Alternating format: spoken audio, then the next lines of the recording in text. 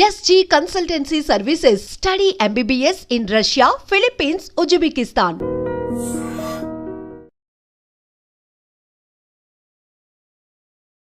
భార్యాభర్తలు వాళ్ళు చావుకి కాళ్ళు చాపుకొని ఉన్నారు అనే వరకు కూడా ఎంతో కలివిడిగా, ఎంతో పద్ధతిగా వాళ్ళ ప్రేమ, అభిమానాలు, అనురాగాలన్నీ చాలా చక్కగా కళ్ళకు కట్టినట్టుగా మనం మన అమ్మమ్మ తాతయ్యల రూపంలో చూస్తూనే ఉంటాం.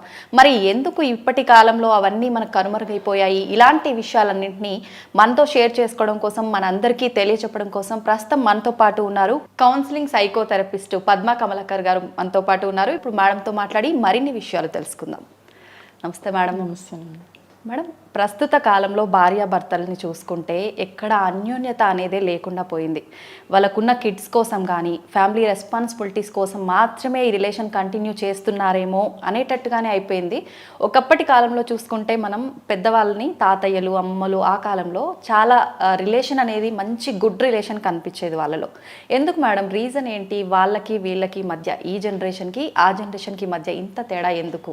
అంటే ఇక్కడ ఎలా ఉంటుందంటే, అప్పట్లో మనకి ఇంత కాంక్రీట్ బిల్డింగ్స్ లేవు కదా, లేవు మేడం.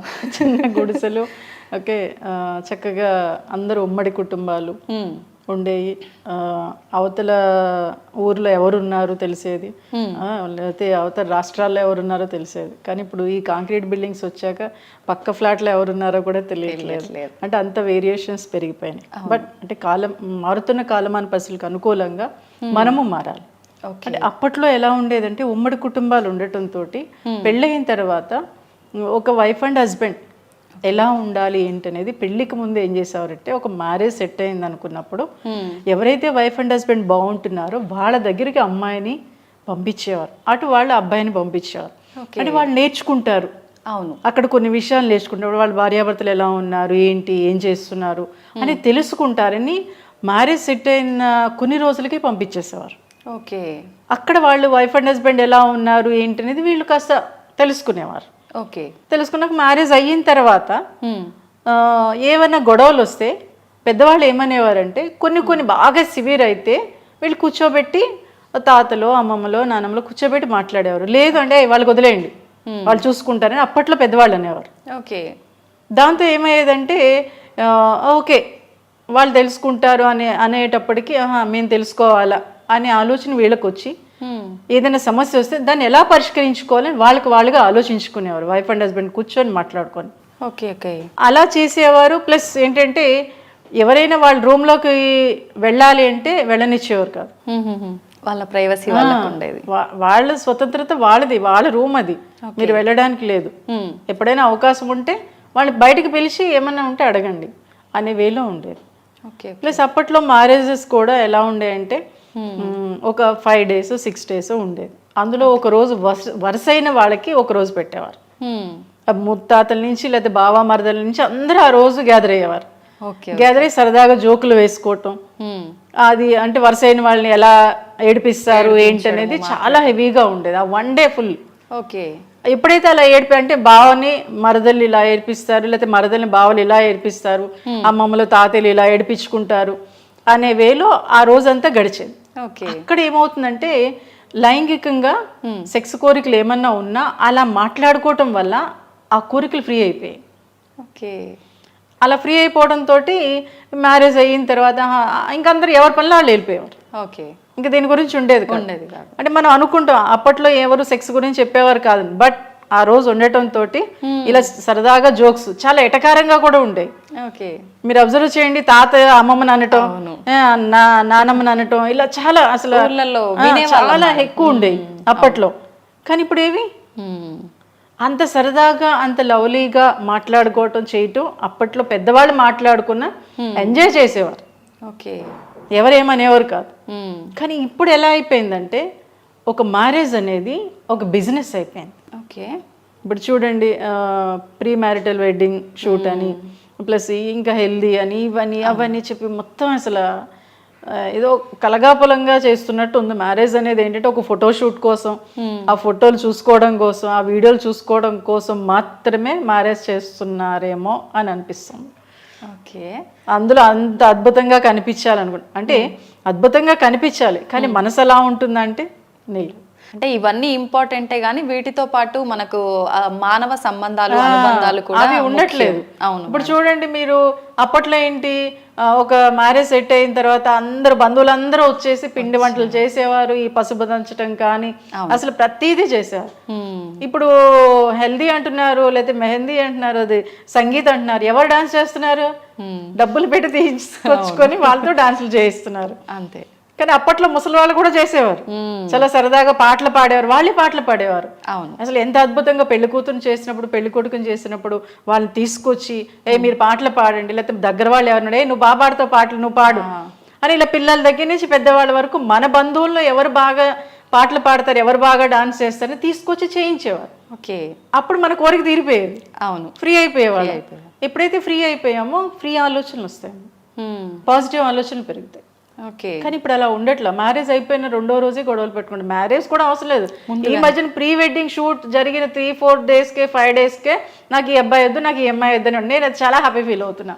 ఎందుకని మేడం? ఎందుకు అంటే ఇక్కడ లక్షలతో అయిపోయింది. ప్రీ వెడ్డింగ్ షూట్ అంటే ఒక 10 లక్షలు లేదా 20 లక్షలు 5 లక్షలతో అయిపోతుంది కదా. అమ్మయ్య ఈ 5 లక్షలతో వీళ్ళది అయిపోయింది, పెళ్ళైతే మళ్ళీ కోట్లు. ఓకే. ఆ వేలు అంటే అది సరదాగా సిల్లీగా అనిపిస్తుంది కానీ అది చాలా సీరియస్. ఎందుకంటే ఇప్పుడు మ్యారేజ్ చేసుకుంటున్నారు, అసలు వైఫ్ ఎలా ఉండాలి, ఒక భర్త ఎలా ఉండాలి అంటే నేను ఒకటే చెప్తాను. ఇప్పుడు మీరే ఉన్నారు, ఓకే మేడం, మీరు మ్యారేజ్ చేసుకుంటే మీరు ఇంకొక ఇంటికి వెళ్ళాలి. ఇప్పుడు మీ బ్రదర్ ఉంటే మీ ఇంటికి ఇంకొక అమ్మాయి వస్తుంది. అంటే మన కల్చర్ ఎలాంటిది. అవును. ఓకే. కానీ ఆ కల్చర్ నాకు వద్దు అనే వేలో ఉంటున్నారు. అవును. కానీ అది లేకపోతే ఎలా? ఇప్పుడు నువ్వు ఇంకొక ఇంటికి వెళ్తున్నావు, నీ ఇంటికి ఇంకొక అమ్మాయి వస్తుంది. ఇప్పుడు నీ ఇల్లు ఇది, ఆ అమ్మాయి ఇల్లు అది. అదే. కానీ నాకు ఇదేమొద్దు, మా అమ్మ వాళ్ళ ఇంట్లో ఉంటా అనేవి అది ఎంత రాంగ్ అంటే మన సంస్కృతిని, మన సాంప్రదాయ వ్యవహారాల్ని మనం నాశనం చేస్తున్నట్లే కదా. అవును మేడం. అది నాశనం అయిపోతే ఇప్పుడు ఇతర దేశాల్లో మనం తిట్టుకుంటున్నాం, వీళ్ళకి ఫ్యామిలీ కల్చర్ ఉండదు అని. ఇప్పుడు మనమే అలా తయారవుతే ఎలా? కాబట్టి దీన్ని కొంతైనా కాపాడుకోవాలంటే ఇప్పుడు ఓకే, మన మ్యారేజ్ అనేది ఇప్పుడు ఇద్దరూ సంపాదించాలి, అవసరం. ఎందుకంటే పిల్లల స్టడీస్ పరంగా కానీ ఏది చూసుకున్నా కానీ. బట్ వీళ్ళిద్దరే సరిగ్గా లేకపోతే తర్వాత ఏముంది? సో కాబట్టి ఏంటంటే ఇప్పుడు కండిషన్ చూస్తే ఓకే, పెళ్లి చేసుకుంటున్నారు, ముందుకెళ్తున్నారు అంటే ఇక్కడ ఆర్థిక స్వేచ్ఛ పెరిగింది అమ్మాయికి. కానీ వెరీ గుడ్. ఎందుకంటే ఎలా ఉంటుందంటే అప్పట్లో మా నాన్నమ్మ ఒకటే మాట అనేది, ఏంటి భార్యాభర్తలు లేదా అత్త కోడళ్ళు తిట్టుకుంటున్నారు ఏంటంటే, అప్పట్లో మగాడట వీళ్ళందరూ అమ్మాయిలు అత్తమామలు అందరూ కలిసిపోతున్నారు, నన్ను పట్టించుకోవట్లేదు, వీళ్ళిద్దరి మధ్యన గొడవలు పెడితే వీళ్ళప్పుడు నన్ను బాగా చూసుకుంటారని చెప్పి మగాడే అత్తకి కోడలికి గొడవలు పెట్టాడు. అది ఇప్పుడు డెవలప్ అయిపోయింది అంతే. ఓకే. కానీ ఇక్కడ ఎలా ఉంటుందంటే ఓకే, గొడవలు పెట్టాడంటే ఇప్పుడు ఎవరు సఫర్ అవుతున్నాడు? మగాడే కదా. అంతే కదా. అంటే క్రియేట్ చేసింది మగాడే. అవును. సో కాబట్టి ఇప్పుడు సఫర్ అవుతుంది తనే ప్లస్ ఫ్యామిలీ మొత్తం. అవును. ఓకే. అంటే ఆ వేలో అంటే పూర్వం అలా ఉండేది, ఇలా ఉంది. ఫస్ట్ పితృస్వామ్య వ్యవస్థ ఉంది, తర్వాత మాతృస్వామ్య వ్యవస్థ ఉంది, అన్నీ ఉన్నాయి. అంటే మారుతున్న దానికి అనుకూలంగా మనల్ని మనం మార్చేసుకుంటున్నాం. మనం ఏమనుకుంటే అది కరెక్ట్ అనే వేలోకి వెళ్ళిపోతున్నాం. కానీ ఓకే, ఇప్పుడు ఎలా ఉంటుందంటే ప్రతి మనిషిలో మంచి చెడు రెండు ఉంటాయి. అలా ఉంటున్నప్పుడు నువ్వు ఒక ఇంట్లో పెరిగొచ్చావు, ఒక 25 years 20 years, ఆ అబ్బాయి ఇంకొక ఇంట్లో పెరిగొచ్చాడు. ఓకే, పెరిగొచ్చినప్పుడు ఎలా ఉండాలి? కాస్త ఈ అమ్మాయి మారాలి అంటే కాస్త టైం పడుతుంది. వెంటనే మారిపోతుందంటే ఇక్కడ నేను ఇంకోటి కూడా చెప్తా. ఓకే. ఒక అబ్బాయి పెళ్ళైన తర్వాత అత్తమామలు ఏమన్నా అంటే అది ఈ అమ్మాయి ఇంటికి వచ్చిన తర్వాత కూడా ఎప్పుడైనా ఏదైనా గొడవ అయితే అదిగో ఆ రోజు మీ అమ్మ అలా అంది, మీ నాన్న ఇలా అన్నాడు, లేకపోతే మీ అక్క ఇలా అందని అంటారు. ఒకసారి హ్యూమన్ రైట్స్ వాళ్ళది మీటింగ్ పెడితే నేను వెళ్ళాను, అందరూ జెంట్సే వచ్చాను. ఓకే. ఒక ఆయన లేపేళ్ళాం, మీ అత్తగారింటికి మీరు ఎన్నిసార్లు వెళ్తారంటే సంవత్సరానికి ఒకసారి 2 సంవత్సరాలకు ఒకసారి వెళ్తాం అన్నాడు. వెరీ గుడ్ అన్న. 2-3 అనేది అందరూ అదే చెప్పారు. Okay. Okay, very good sir. ఇప్పుడు మీ అత్తగారు మీరు వెళ్ళిన సంవత్సరానికో 2 సంవత్సరాల క్రితం ఏదో ఒక మాట అంది, ఇంటికి వచ్చిన తర్వాత సంవత్సరం తర్వాత ఏదో గొడవ అయింది, మీ అమ్మ ఇలా అంది, మీ నాన్న ఇలా అన్నాడు, మీరు అంటారా అంటే అంటామని. Very good. అన్నప్పుడు మీ భార్య ఎంత సఫర్ అవుతుంది? అలాగే మీ ఇంట్లో మీ అమ్మ నాన్న మీ చిన్నప్పటి నుంచి ఉంటారు, పెళ్ళయ్యాక కూడా ఉంటారు, రొటీన్గా ఉంటుంది. ప్రతిరోజు మీ అమ్మ కానీ మీ తమ్ముడు కానీ మీ సిస్టర్ కానీ ఏమన్నా అంటే మీ భార్య మీకు వచ్చి చెప్తే మీరు ఏమంటారు? వెంటనే కొట్టడం కానీ అనేసారు క్యాజువల్గా కొట్టడం కానీ తిట్టడం కానీ. అంటే సంవత్సరం క్రితం మీ అత్తగారో లేకపోతే పెళ్ళైనప్పుడో మీ మామగారో మరిదో అన్న విషయాన్ని మీరు 1 year తర్వాత ఉంటే ప్రతిరోజు మీ వాళ్ళు అంటున్న విషయాన్ని ఈ అమ్మాయి అంటున్నప్పుడు మీరు ఏం చేయాలి? ఇవి చాలా సిల్లీ. అవునవును. అసలు వీటి వల్ల గొడవలు పెట్టుకుంటే నీకు కోట్లు వస్తాయి లేకపోతే బంగారం వస్తుందా? ఏమీ రాదు కదా. రాదు. ఇంకా గొడవలు ఎక్కువైపోవడం, గొడవలు ఎక్కువ అవుతాయి, డబ్బు రాదు, బంగారం రాదు, బట్ మళ్ళీ డబ్బులు పెట్టాలి, ఎందుకంటే మళ్ళీ హాస్పిటల్కి వెళ్ళాలి. సో అంత అవసరమా?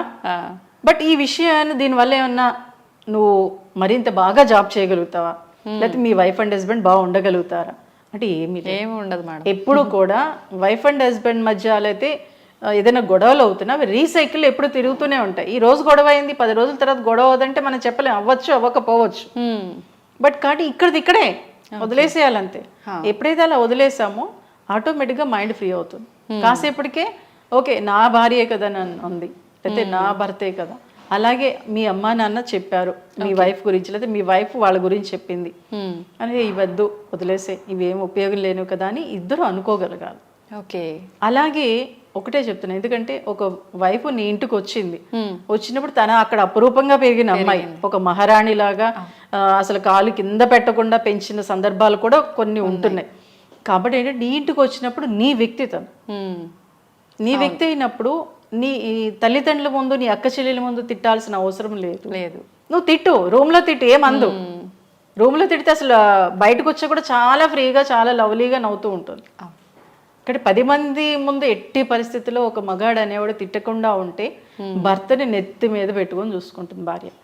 ఓకే, అది చాలా మంది ఇగ్నోర్ చేస్తారు. చాలా మంది అట్లా అనేసరికి నువ్వు నన్ను ఇంత మందిలో అవమానించినవు అని వెంటనే వీళ్ళ లోపల తెలియకుండా ఒక ఫీలింగ్ తో వీళ్ళు రిటర్న్ లో ఇంకొకటి అనేయటము, అది గొడవకు దారితీస్తుంది. సో కాబట్టి ఏంటంటే అది ఎప్పుడు కూడా వైఫ్ అయినా కానివ్వండి, తన భర్త తను ఏమన్నా అన్నా కానివ్వండి, స్మూత్ గా చెప్పగలగాలి. అరే ఇది కాదు, ఇలా అందరి ముందు చెప్పాల్సిన అవసరం లేదు, నువ్వు ఒంటరిగా చెప్పు. కొంతమంది వింటారు, కొంతమంది వినరు. బట్ వినేవాళ్ళు ఈ మధ్యన కాస్త పెరిగారు, ఒక 1%. ఎందుకంటే సైకాలజీ ప్రకారం ఏమవుతుందంటే ఒక 200 years ఇంకా పడుతుందట మగాళ్ళు మారడానికి. ఓకే. సో కాబట్టి ఈ లోపల మనం ఫైట్ చేయాలంతే, యుద్ధం చేయాలి. అంటే ఇంతకుముందు ఏంటంటే భారతదేశానికి పాకిస్తాన్కి గొడవ జరిగితే ఇప్పుడు మనం మగాళ్ళతో ఫైట్ చేయాలి. అంటే ఫైట్ చేయడం అంటే మన హక్కుల్ని మనం ఫ్రీగా ఉండటం కోసం, వాళ్ళతో కలిసిమెలిసి ఉండటం కోసం యుద్ధం చేయాలి. ఓకే. ఆ యుద్ధం అంటే భయంకరమైన యుద్ధం కాదు, మనతో మనం యుద్ధం చేసుకుంటే ముందుకెళ్ళడానికి అవకాశం ఉంటుంది. ఎందుకంటే ఒక ఫ్యామిలీ అనేది ఒక ఆడదానికి కానీ మగాడికి కానీ ఒక చక్కటి బాధ్యతని తెలియజేస్తుంది, మనం ఉన్నతంగా ఎదగటానికి సపోర్ట్ ఇస్తుంది. అవును. ఓకే, ఇప్పుడు ఎలా ఉంటున్నారంటే ఒక గదిలో 4 గోడలు ఉంటున్నాయి కదా, ఆ 4 గోడలాగా ఆ గోడ నీది, ఈ గోడ నాది, అది పిల్లోడిది, ఇది పిల్లది, ఆ వేలో ఉంటున్నారు. కానీ దానివల్ల ఏమవుతుందంటే మానసిక సమస్యలు పెరిగిపోవడానికి ఎక్కువ ఛాన్సెస్ ఉంది. ఓకే, కమ్యూనికేషన్ సరిగ్గా ఉండట్లేదు. ప్లస్ వాళ్ళు అసలు చాలా మంది హస్బెండ్స్ కానీ వైఫ్స్ కానీ ఆర్థికంగా కూడా కూర్చొని డిస్కస్ చేసుకునే సమయం ఉండటం లేదు అంటున్నారు. నిజమే. కానీ సీఎంకైనా పిఎంకైనా ఎవరికైనా 24 hours మాత్రమే. దాన్ని మనం గుర్తుపెట్టుకోవాలంటే. అవును, సమయాన్ని ఆగమంటే ఆగుతుందా? ఆగదు. తన పని తను చేసుకెళ్ళిపోద్ది. ప్రకృతి ఈ రోజు భయంకరమైన సునామీ వచ్చింది, మర్నాడికి ఎంత ప్రశాంతంగా ఉంటుంది. సో కాబట్టి మన ఇంట్లో గొడవలు అవుతాయి. గొడవలు అవ్వకపోతే జంతువులకి వాటికి గొడవలు అవుతాయా? లేదు కదా. మన గొడవలు అయినప్పుడు ఇంకా యాక్టివ్ అవుతూ ఉంటాం, ఇంకా షార్ప్గా తయారవుతూ ఉంటాం. కాబట్టి అప్పుడప్పుడు గొడవలు అవ్వాలి. బట్ ఆ గొడవలు అయినా అది ఎంతవరకు మనకు అవసరం, ఎంతవరకు అవసరం లేదు అనే వేలో వైఫ్ అండ్ హస్బెండ్ ఆలోచించుకోగలగాలి. ఓకే, అప్పట్లో పూర్వం అలా ఉన్నారు, ఉమ్మడి కుటుంబాలు ఉన్నారు, వెరీ గుడ్. అప్పుడు పరిస్థితి అప్పుడుది, ఇప్పుడు పరిస్థితి ఇప్పుడుది. సో ఇప్పుడు ఏంటి, మన ఫ్యామిలీని మనం ఎలా చూసుకోవాలని వైఫ్ అండ్ హస్బెండ్ మాట్లాడుకోవాల్సిన చాయిస్ వీళ్ళిద్దరికి మాత్రమే ఉంది. దాన్ని వీళ్ళే యూటిలైజ్ చేసుకోగలగాలి. ఎప్పుడైతే అలా యూటిలైజ్ చేసుకున్నారో ముందుకెళ్ళడానికి అవకాశం ఉంటుంది. ఈ మధ్యన మాక్సిమం చాలా మంది ఏం చేస్తున్నారంటే అప్పట్లో చాలా సరదాగా లవ్లీగా అద్భుతంగా వైఫ్ అండ్ హస్బెండ్ మాట్లాడుకునేవారు, మిగిలిన వాళ్ళు కలగజేసుకునేవారు కాదు. వాళ్ళు ఎలా వెళ్ళినా ఎక్కడికి వెళ్ళినా అప్పుడైనా సరే ఒరే అమ్మాయిని తీసుకెళ్ళి పుట్టింట్లో వదిలేరా, కొన్ని రోజులు ఉండొస్తుంది, లేకపోతే ఇద్దరు కలిసి వెళ్ళండిరా అనేవారు. కానీ ఇప్పుడు అలా కాదు, నీ ఇంటికి నువ్వు వెళ్ళు, నా ఇంటికి నేను వెళ్తా. ఆ వేలో ఉన్నారు. అక్కడ కమ్యూనికేషన్ ఏముంటుంది? ఇప్పుడు 10 మందితో కలిస్తేనే కదా. అవును, 10 మందితో మన పిల్లలు మింగ్లింగ్ చేయటం వల్లే రేపన్న రోజున ఎక్కడికైనా వెళ్ళినా వాళ్ళు హ్యాపీగా ఉండగలుగుతారు. ఎందుకు అంటే ఇక్కడ అలవాటు పడ్డారు. పడిపోయింది. ఆహా, ఈ మనుషులు ఇలా ఉంటారు, ఇలాంటి మనుషులు ఇంకో చోట ఎదురైతే ఓహో అప్పుడు వాడికి అర్థమైపోతుంది ఇలా ఉంటే బాగుంటుంది, కాబట్టి హ్యాపీగా ముందుకు వెళ్ళిపోతారు. కానీ ఇప్పుడు పిల్లలు అలా వెళ్ళట్లేదు కదా. ఎందుకు? వీళ్ళు నేర్పించకపోవటం వల్ల సఫర్ అవుతున్నారు. అందుకే మానసిక సమస్యలు పెరిగిపోతున్నాయి.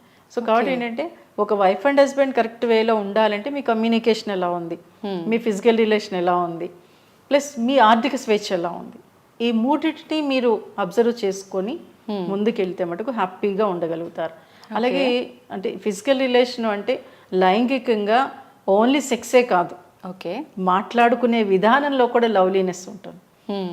ఎందుకంటే ఒక మగాడు బయట ఆడదాంతో చాలా అద్భుతంగా లవ్లీగా మాట్లాడేస్తాడు.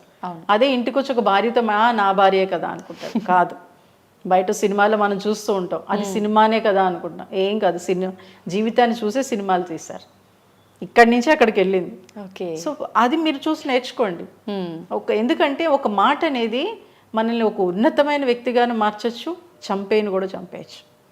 సో కాబట్టి ఏంటంటే ఆ మాట్లాడే విధానం, మీరు ఎలా మాట్లాడుతున్నారు మీ వైఫ్తో కాటి మీ హస్బెండ్తో ఎలా మాట్లాడుతున్నారు మీకు మీరుగా అబ్జర్వ్ చేసుకోండి. ఎవరో చెప్తే వచ్చేది కాదు. సినిమాలు చూడండి, ఇంకా తప్పదు. ఇంతకు ముందంటే అమ్మమ్మల దగ్గర నాన్నమ్మల దగ్గర ఉండేవాళ్ళం, పెద్ద పెద్ద వాళ్ళ దగ్గర ఉండేవాళ్ళం కాబట్టి అక్కడ వాళ్ళు ఎలా మాట్లాడి తెలిసేది. ఇప్పుడు తెలియట్లేదు కాబట్టి సినిమాలు చూడండి, వెబ్ సిరీస్ ఇంకా అద్భుతంగా వచ్చేసాయి. మొన్న ఎవరో అంటున్నారు కొరియన్స్ వెబ్ సిరీస్ ఎందుకు చూస్తారని నేను ఒక పాపని అడిగితే చాలా ఎమోషన్స్ ఉంటాయండి అని. నేను ఒకసారి చూసాను, నిజంగా అంటే ఒక అబ్బాయి ఒక అమ్మాయితో ఎలా మాట్లాడితే ఎలా ఉంటుంది, వాళ్ళు ఎలా పడిపోతారు, వాళ్ళు ఎంత హ్యాపీగా మనతో ఉంటారు అనేది చాలా బాగా చూపిస్తున్నారు అందరూ. ఓకే, సో కాబట్టి అంటే మనం ఎందుకు మాట్లాడకూడదు? నా భార్యే కదా, నా భర్తే కదా. ఓకే, అది అసలు చచ్చిపోయింది నాకు తెలుసు. కొంతమంది మీరన్నట్టుగా సినిమాలు చూసి ఎవరినో చూసి ఇన్స్పైర్ అయ్యి నేను ఇట్లా ఉండాలి అనే మార్పు వాళ్ళలో వచ్చిన అపోజిట్ పర్సన్ చాలే ఆపింగా ఎక్కడో చూసి వచ్చినాయి ఆ టైప్ లో మాట్లాడే వాళ్ళు కూడా ఉంటుంటారు కదా మేడం. అట్లా కూడా కొంచెం ఇలాంటి వాటికి దూరంగా ఉండే వాళ్ళు కూడా ఉంటుంటారు, అంతే కదా. అది చాలా ఎక్కువ ఉంది ఈ మధ్యన. ఎందుకంటే తెలియట్లేదు. స్కూలు చదువు, జాబ్ వచ్చేసింది, పెళ్ళి అయిపోయింది, అంతే అంతే, ఏం లేదు. దానివల్ల తెలియట్లేదు. ఎందుకంటే ఒకసారి ఒక కేసు వస్తే నీ భార్యకి ఏమైనా తీసుకెళ్తావంటే ఏం తీసుకెళ్ళాలండి అన్నాడు. నేను నైట్ ఇంటికి వచ్చే ముందు ఓ పువ్వులో లేకపోతే ఒక స్వీటో ఏదో తీసుకొస్తే హ్యాపీ ఫీల్ అవుతుంది కదా అంటే అది అవసరమా అండి అన్నాడు. అంటే పూర్వం ఎలా ఉండేది, కంపల్సరీ ఇంటికి వస్తుంటే భార్యకి పువ్వులో స్వీట్లో ఏమిటి తీసుకెళ్లేవారు. అంటే తన ప్రేమని తెలియచెప్పడం. ఇప్పుడు అలా ఏమీ లేదు, ఎవరికి వాళ్ళు అన్నట్టు ఉంటున్నారు. సో కాబట్టి ఏంటంటే అది కంపల్సరీ పేరెంట్స్ చెప్పగలగాలి. పేరెంట్సే ఇప్పుడు ఈ మధ్యన చెప్పట్లేదు. ఎందుకంటే ఏం చెప్తారంటే నువ్వు పెళ్ళి అయితే నీకు ఇంకా అంత అద్భుతంగా ఉంటుంది, ఒక ఇంద్రభవనాన్ని చూపించినట్టు, ఒక రంగుల ప్రపంచాన్ని చూపించినట్లు ఒక అమ్మాయికి చూపించేస్తున్నారు. కానీ నేను ఒకటే చెప్తా, ఎక్కడికి వెళ్ళినా ఏదైనా సమస్య ఎదురవుతుంది, ఆ సమస్యను ఎలా ఓవర్కమ్ చేయాలనేది ఆలోచిస్తేనే వాళ్ళు ముందుకెళ్ళగలుగుతారు. అలాగే ఫిజికల్ రిలేషన్ చెప్పాను, అది ఎట్టి పరిస్థితుల్లో అమ్మాయి కూడా ఈ మధ్యన యాక్సెప్ట్ చేయట్లేదు. అబ్బాయి అయితే అమ్మ చెప్తే గదిలోకి వెళ్తున్నాడు. అవును, ఏ చిన్న సమస్య వచ్చినా అమ్మకు ఫోన్ చేస్తున్నాడు. అంతే. ఏంటది? ఈ సమస్య చాలా ఎక్కువగా ఉంది మేడం నిజంగా. అది చాలా భయంకరం. ఎందుకు అంటే ఏదో కిస్ చేస్తేనే పిల్లలు పుట్టేస్తారని కూడా చెప్పాడు ఒక అబ్బాయి. అంటే ఆ వేలో ఉన్నారు. అంటే వాడిని ఒక గాజు బొమ్మలో పెంచారు పాపం. జాబ్ వచ్చేసింది 2 lakhs. అక్కడ ఏదో వాడు తిట్టాడని చెప్పి రిజైన్ చేసి వచ్చేసాడు. పాపం పెళ్లి చేసేటప్పటికి భార్య మాట్లాడుతుంటే ఆ అమ్మాయి ఇష్టం. ఈ రోజుల్లో కూడా ఇట్లాంటి వాళ్ళు ఉన్నారా మేడం? అంటే పిల్లల్ని అలా పెంచుతున్నాం కదా, ఎక్కడికి వెళ్ళనివ్వట్లా. స్కూల్కి పంపిస్తున్నాం, మళ్ళీ ఇంటికి తీసుకొస్తున్నాం, మళ్ళీ హాస్టల్లో పడేస్తున్నాం. హాస్టల్ అయిపోయాక జాబ్ వస్తుంది, జాబ్కి వెళ్ళిపోతున్నాడు. ఇంకేం తెలుస్తుంది? ఫ్రెండ్స్తో కానీ బంధువులతో కానీ. రీసెంట్గా మొన్నే ఒక సనత్ నగర్ కమ్యూనిటీ హాల్ మహిళా దినోత్సవం పెడితే ఒక 10 years బాబుని పిలిచాడు. అమ్మమ్మ పేరేంటి, నాన్నమ్మ పేరు తెలియదు అన్నాడు. అయ్యో, ఇది మరీ ఘోరం మేడం నిజంగా. ఒకసారి ఆలోచించండి. అంటే మన రిలేషన్స్ కానివ్వండి ఏ వేలోకి వెళ్ళిపోతున్నాయి. ఓకే, అది కాబట్టి ఇవన్నీ మనం మర్చిపోతే ఇక్కడ లవ్లీనెస్ ఎక్కడ ఉంటుంది? అంతే, ఏముండదు. Artificial life. ఏదో ఇప్పుడు అన్ని ఏంటి ఒరిజినల్ పూలు మర్చిపోయి ఆర్టిఫిషియల్ పూలు అక్కడ పెళ్లి టైంలో నేను మొన్న ఏదో మ్యారేజ్కి వెళ్ళినప్పుడు పెళ్లి కూతురు కూడా ఆర్టిఫిషియల్ పూలు పెట్టారు. ఇంకేంటి ఇది కూడా ఆలోచించాలి. ఏంటి పెళ్ళైన తర్వాత హస్బెండ్ చనిపోతే బొట్టు పూలు తీసేస్తారు కదా, అంటే ఒక ఆడదాన్ని ఇంకొక ఆడదానితో అవమానిస్తున్నారు. ఇప్పుడు ఆర్టిఫిషియల్ పూలే పెట్టుకుంటున్నారు. ఇంకేంటి పెట్టుకుంటే ఏంటి, పెట్టుకోపోవడం ఏంటి, ఇక అవసరం లేదు కదా. ఇవన్నీ ఏంటంటే అప్పట్లో రాజా రామ్మోహన్ రాయ్ గారు ఇవన్నీ ఫైట్ చేయడంతో కొంత ఈ మేరకు వచ్చాం. ఇప్పుడు మన ఆడవాళ్లే ఫైట్ చేయగలగాలి. ఓకే, ఎందుకంటే ఇప్పుడు మన ఇబ్బంది పడినా సఫర్ అయినా ఒక ఆడదే ఇంట్లో, ఆడది బాగుంటే ఆ ఫ్యామిలీ మొత్తం బాగుంటుంది. హెల్త్ పరంగా చూసుకుంటే చాలా మంది, నేను ఈ మధ్యన మహిళా దినోత్సవాలని, అంటే నేను అవార్డ్స్కి వెళ్ళను, క్యాజువల్గా వెళ్తున్నప్పుడు హెల్త్ ఇన్సూరెన్స్లో ఎంతమందికి ఉందంటే అందులో ఒక 2-3 కూడా చేతులు ఎత్తలేకపోయారు. అంటే హెల్త్ మీద మహిళలకు అంత అవేర్నెస్ ఉంది, దాన్ని డెవలప్ చేయగలగాలి. ఓకేమ్మా, కాబట్టి ఏంటంటే ఒక ఫ్యామిలీ బాగుండాలి అంటే అమ్మాయి బాగుండాలి, అమ్మాయి బాగుండాలంటే అటు తల్లిదండ్రులు బాగుండాలి, ఇటు అత్తమామలు కూడా బాగుండగలగాలి. ఎందుకంటే అబ్బాయికి అమ్మాయికి పెంచే విధానంలో ఆ డిఫరెన్సెస్ ఏంటనేది చెప్పగలగాలి. అబ్బాయి బాడీ పరంగా డిఫరెన్స్ ఉంటుంది, అమ్మాయికి డిఫరెన్స్ ఉంటుంది, మెంటల్గా కూడా కాస్త డిఫరెన్సెస్ ఉంటుంది. దాన్ని మనం పిల్లలకి చెప్తే అప్పుడు ఒక వైఫ్గా ఒక హస్బెండ్గా నేను ఎలా ఉంటే నా తర్వాత తరాన్ని నేను అందించగలుగుతాను. ఎందుకంటే ఈ సమాజం మన ద్వారానే ముందుకెళ్తుంది.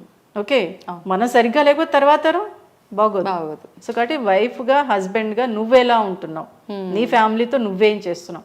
బయట అమ్మాయితో అద్భుతంగా మాట్లాడేసి వచ్చేసి ఇంట్లో అమ్మ నేను భార్యని తిడితే ఎలా, అవును అది కుదరదు. ఇక్కడ కూడా అది చూపించు, అప్పుడు నువ్వు ఇంకా అద్భుతంగా ఎదుగుతావు. ఎందుకంటే ఒక ఆడది లవ్లీగా హస్బెండ్ మాట్లాడితే భర్తని ఇంకా బాగా చూసుకుంటుంది, వాళ్ళ ఫ్యామిలీ మెంబర్స్ని కూడా ఇంకా బాగా చూసుకుంటుంది. నిజమే మేడం. ఇక్కడ అది మగాళ్ళు గుర్తించగలిగితే మటుకు ఒక అద్భుతమైన ఫ్యామిలీని ఆ మగాడే సృష్టించగలుగుతాడు.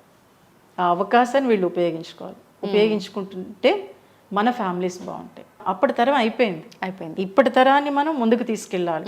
అది నీ చేతుల్లోనే ఉంది. మీరిద్దరు ఎలా ఉన్నారు, మీ పిల్లర్స్ మీరే మీ ఇంటికి. అవును, కాబట్టి మీ పిల్లర్స్ మీరు కరెక్ట్ వేలో ఉంటే తర్వాత ఫ్యామిలీ, పిల్లలు తర్వాత తరాన్ని నేర్చుకుంటారు, పక్క వాళ్ళకి చెప్తారు. ఆ వేలు ఇప్పుడు వైఫ్ అండ్ హస్బెండ్ ఉండాలి. కాబట్టి రంగుల ప్రపంచాన్ని చూడండి, బట్ ఆ రంగుల ప్రపంచాన్ని మీరే సృష్టించుకోగలిగితే మటుకు హ్యాపీగా లైఫ్ లీడ్ చేయగలుగుతారు. రంగుల ప్రపంచాన్ని చూసినా పాజిటివ్ కంటే ఎక్కువ నెగిటివ్ ఎక్కువగా తీసుకుంటున్నారు మేడం ప్రస్తుతం. అంటే ఇక్కడ నెగిటివ్ అంటే ఏమైపోయిందంటే ఎవరు మాట్లాడినా ఏం మాట్లాడినా నెగిటివే మాట్లాడుతున్నారు. నీకు రాదు, నీకు తెలియదు, నువ్వు నోరు మూసుకో, ఈ మాటలు ఎక్కువ అయిపోయినాయి ఈ మధ్యన. అవును, దానివల్ల ఏమవుతుందంటే ప్రతిదీ నెగిటివ్గా వెళ్ళిపోతుంది. ఏది చేయాలన్నా ముందు డైలమా, డౌట్, నేను చెయ్యొచ్చా చేయకూడదు, నేను చదవచ్చా చదవకూడదు, నేను మాట్లాడచ్చా మాట్లాడకూడదు. ఈ డౌట్స్ ఎక్కువైపోయేటప్పటికి ఆటోమేటిక్